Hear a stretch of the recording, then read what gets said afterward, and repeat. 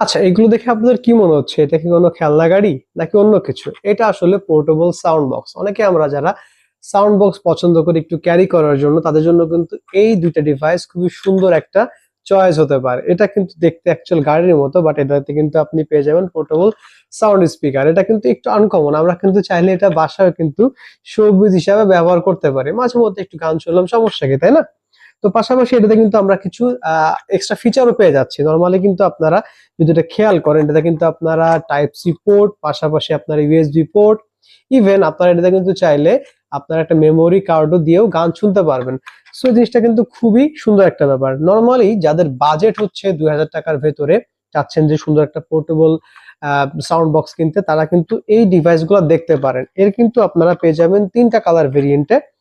আমি হোয়াইটটা দেখাইছি, এটা হচ্ছে আপনার ব্ল্যাক কালার, পাশাপাশি আরেকটা কালার পেয়ে যাবেন, এই কালারটা। এই কালারটা কিন্তু তার পাশাপাশি পেয়ে যাবেন। কিছু যদি ফিচার দেখায় আমি এটাতে কি কি পাচ্ছেন আপনারা, সেই ক্ষেত্রে এটাতে কিন্তু আপনারা ব্যবহার করা হয়েছে 1200 mAh এর ব্যাটারি, যেটা আপনার নরমালি ৬ থেকে ৭ ঘন্টা আপনার চার্জ ব্যাকআপ পেয়ে যাবেন। ইভেন আপনার এটাতে কিন্তু ১০ মিটার পর্যন্ত রেঞ্জে সাপোর্ট পাবেন।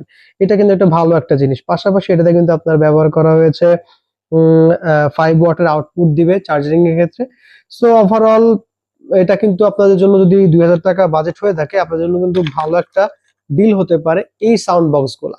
অবশ্যই আপনারা প্রাইস এবং ডিটেলস আমাদের কমেন্টস বক্সে পেয়ে যাবেন। So thank you for watching.